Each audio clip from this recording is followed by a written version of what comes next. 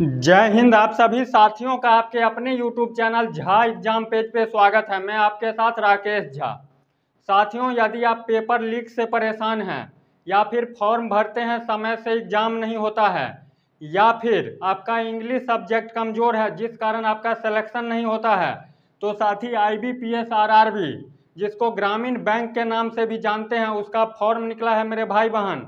ध्यान से समझिएगा, इसमें इंग्लिश नहीं है, न ही ये प्री में न ही मेंस में। इसमें 2 एग्जाम देना होता है और दोनों में इंग्लिश नहीं है, तो ये बहुत बड़ी बात है।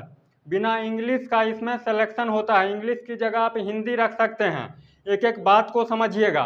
और इसका यदि आपको होने वाला होगा इसमें जॉब, तो सब कुछ इसमें फिक्स रहता है और इसका प्रश्न पत्र भी लीक नहीं होता है, ऑनलाइन एग्जाम होता है। एक एक बात समझिएगा ध्यान से।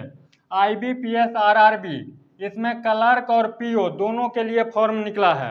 क्लर्क का भी भर सकते हैं और PO का भी भर सकते हैं। दोनों के लिए क्वालिफिकेशन आपको स्नातक यानी ग्रेजुएशन होनी चाहिए। कितना भी परसेंटेज है उससे कोई मतलब नहीं है। रिकॉग्नाइज्ड यूनिवर्सिटी से आप ग्रेजुएट होनी चाहिए।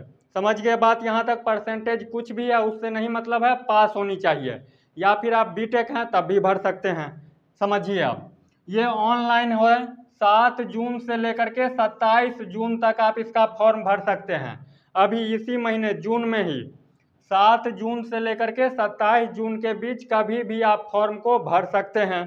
इसमें यदि पोस्ट की बात करूं तो क्लर्क और PO दोनों को मिला करके 10,000 पोस्ट है, लगभग 9,800 के आसपास है, यानी 10,000 लगभग क्लर्क और PO दोनों को मिला करके।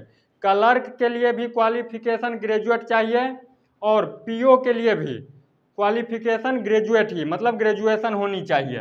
क्वालिफिकेशन क्या होनी चाहिए? स्नातक। अब एज की यदि बात करूं तो 18 से 28 एज यानी उम्र की बात करूं तो 18 से 28 साल। OBC हैं तो 3 साल 28 में जोड़ लीजिए तो 31 साल हो गया।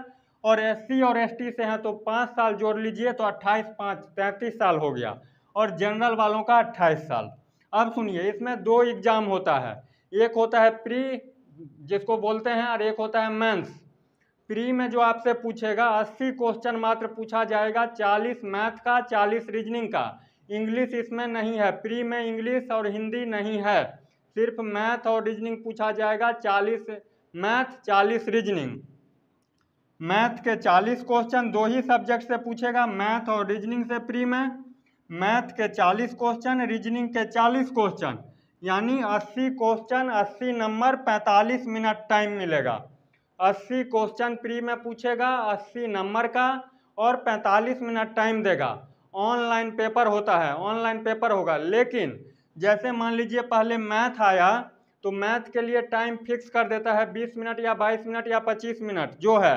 तो पहले मैथ जब तक आपका 25 मिनट ख़त्म नहीं होगा तब तक आप रीजनिंग पे नहीं जा सकते हैं। या फिर पहले रीजनिंग आ गया तो जब तक वो टाइम ख़त्म नहीं होगा जितना टाइम दिया है बनाने के लिए रीजनिंग को, तब तक आप मैथ पे नहीं जा सकते हैं। जैसे ही टाइम ख़त्म हुआ कि खुद अगला ये सेशन खुल जाएगा। समझ में आ गया बात? लेकिन यहाँ पे अब सब बोलने लगेंगे जो मेरे लाइव में आ जाओ, मेरे साथ देखो, ये करो वो करो। ये देखने में आसान लगता है, 40 क्वेश्चन मैथ का, 40 क्वेश्चन रीजनिंग का।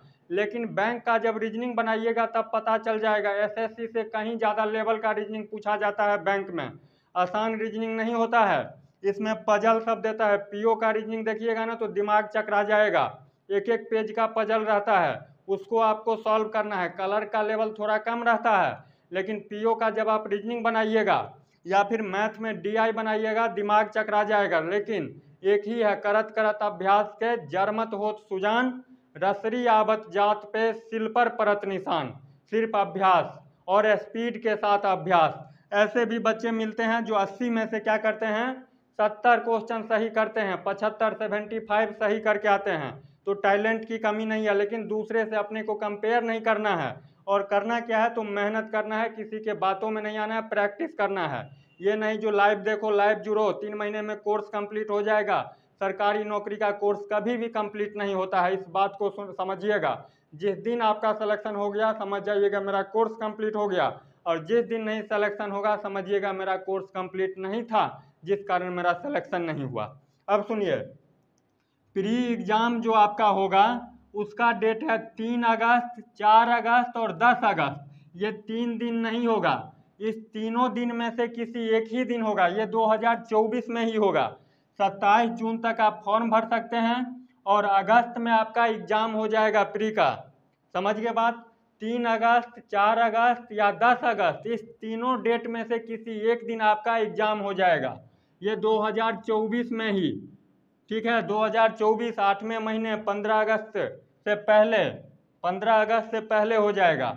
अब सुनिए, फॉर्म भरने में थोड़ा इसमें पैसा ज़्यादा लगता है।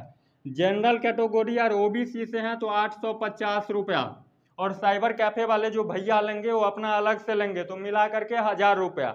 यदि खुद भरते हैं तब वो पैसा बच जाएगा साइबर कैफ़े वाले। समझ में आ गई बात? SC और ST से हैं यदि आप तो 175 ओनली, 175। अब सुनिए, अगस्त में आप प्री का एग्ज़ाम दीजिएगा, 10 अगस्त के 10 दिन बाद या 15 दिन बाद आपका प्री का रिजल्ट आ जाएगा। इतना जल्दी रहता है बैंक का रिजल्ट। और सितंबर महीने में मेंस भी हो जाएगा। यदि प्री क्वालिफाई कीजिएगा तब आपका क्या आ जाएगा, मेंस के लिए भी आपको सितंबर में ही एग्ज़ाम देना है। सितंबर में मेंस दीजिएगा, नवंबर दिसंबर तक रिजल्ट आ जाएगा। उसके बाद यदि पीओ के लिए भरते हैं तो उसमें इंटरव्यू है, क्लर्क के लिए भरते हैं तो इंटरव्यू नहीं है। इसलिए इस फॉर्म को भरिएगा ज़रूर। इसमें इंग्लिश नहीं है, न तो प्री में इंग्लिश है न ही मेंस में इंग्लिश है। मेंस में आपके मन के ऊपर है, इंग्लिश की जगह आप हिंदी रखिएगा। यदि आपका हिंदी आसान लगता हो तो हिंदी रखिएगा, नंबर सेम है। समझ के बाद तो ज़रूर फॉर्म को भरिएगा। और फॉर्म भरिएगा नहीं, तैयारी कीजिएगा, किसी के बातों में नहीं आइएगा। लाइव आ जाओ, उड़ा देंगे, धमाल मचा देंगे, गर्दा मचा देंगे, ये कर देंगे वो कर देंगे, कुछ नहीं होता है। जब तक आप नहीं मेहनत कीजिएगा तब तक नहीं होगा, वैसे ही यूट्यूब पे चलता रहेगा। तो इस वीडियो के माध्यम से यही जानकारी देनी थी। यदि आप चैनल पे नए हैं तो निश्चित रूप से चैनल को सटीक बात जानने के लिए सब्सक्राइब कीजिएगा। मिलते हैं नेक्स्ट वीडियो में, तब तक के लिए बाय बाय, जय हिंद।